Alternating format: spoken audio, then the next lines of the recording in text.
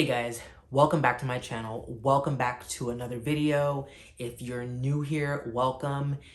For those of you who have been following me for a long time, thank you so much for coming back and continuing to support the channel. Let me preface by saying that I know it's been a month and a half since my last YouTube video, and I'm always thinking about ways to come back on here and share bits and pieces of my journey with you. And it just so happens that a couple of days ago, something did happen that I wanted to share with you guys, because I hope that the content that I put out on this channel helps someone along their journey through life or with entrepreneurship. So let's get right to it. A couple of days ago, I received a text from a young woman in Washington, D.C. who said she had a permit running service. She found me online and she wanted my advice on how to get more clients in that part of her business. So for those of you who have been following me for a while, you know that I've posted a couple videos on my journey, how I got started as a notary permit runner. I am a notary permit runner in South Florida. I live in Miami, and that's what I do along with other things that I do as an entrepreneur. So for those of you who are brand new to the channel, I'm gonna kind of do a quick overview of how I got started as a permit runner, and then lead up to how I got my first three clients as a permit runner, and give you tips on how you can too.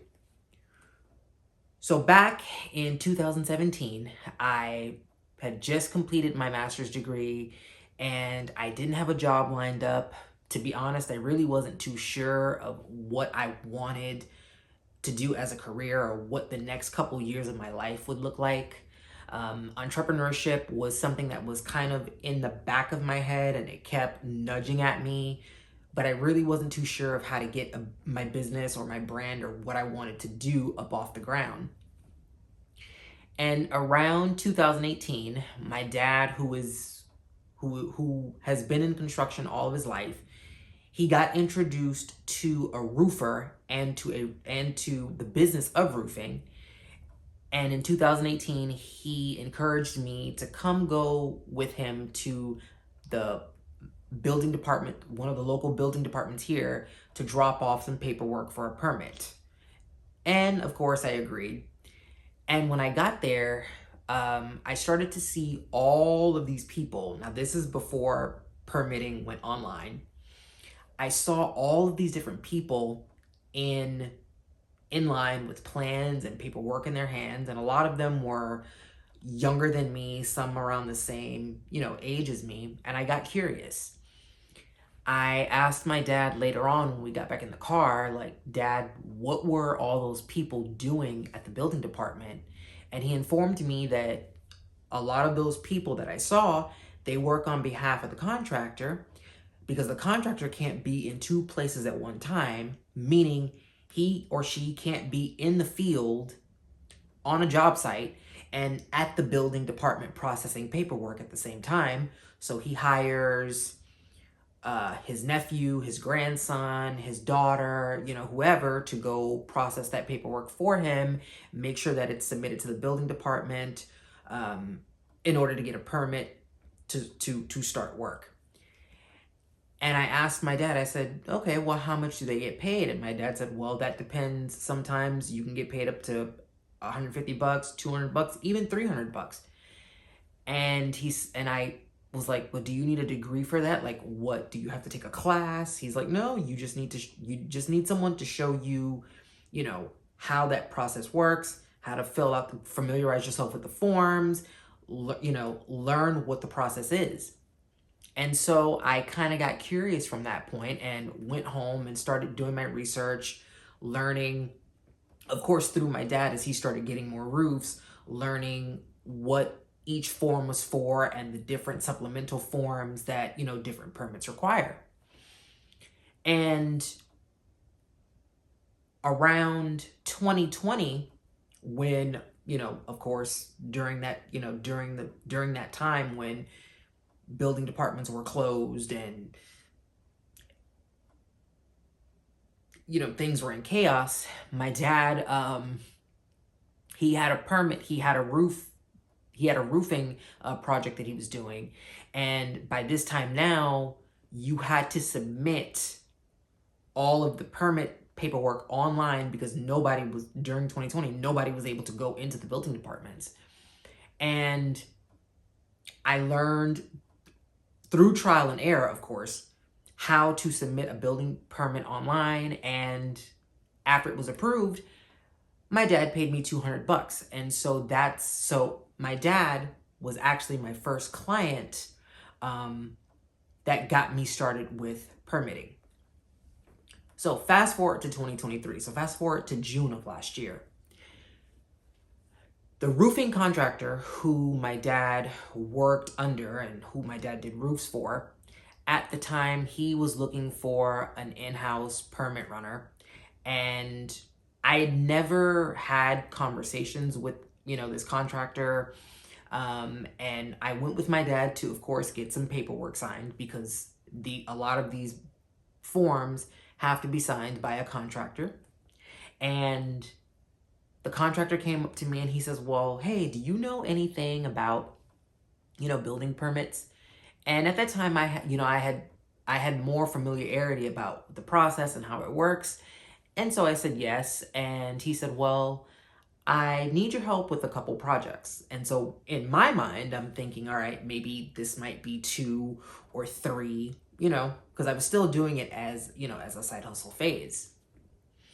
No, my friends. Like, he needed an in-house, and someone to help him with the online permitting process, because as an older gentleman, if you give an old school contractor, an older gentleman, a tape measure, a saw, they are geniuses at that.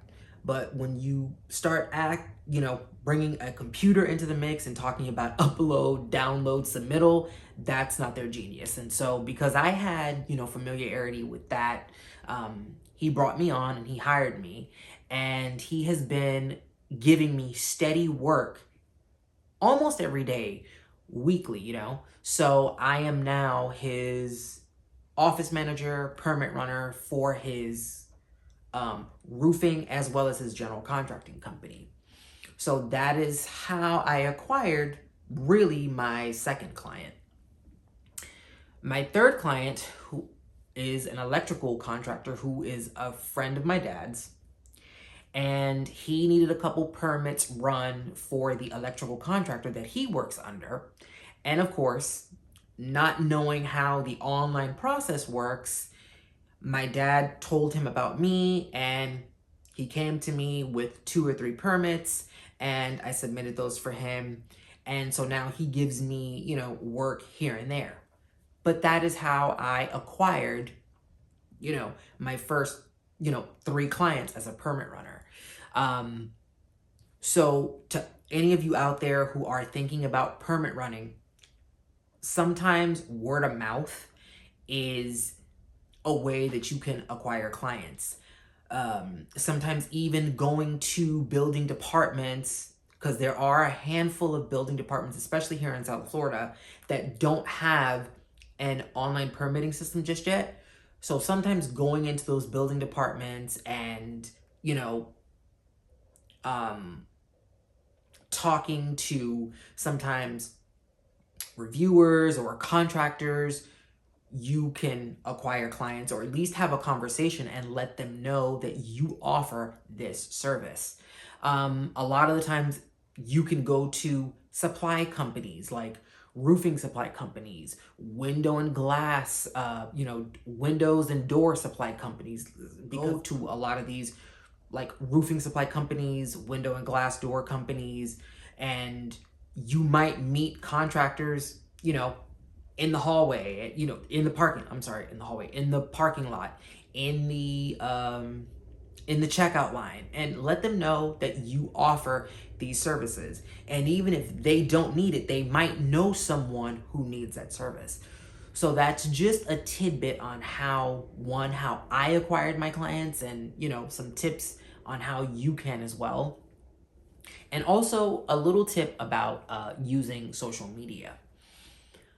I know that it's a monster that, a lot of times we don't like to deal with because it can be intimidating, it can be frustrating, and sometimes, if you're growing on social media, you can kind of get frustrated with the process because you think that you're not doing enough, or the results that you're getting aren't the results that you want. But sometimes less can be more. Like with me, for example, the woman who reached out to me via text about wanting help to acquire clients in her permit running service, I don't know how she found me.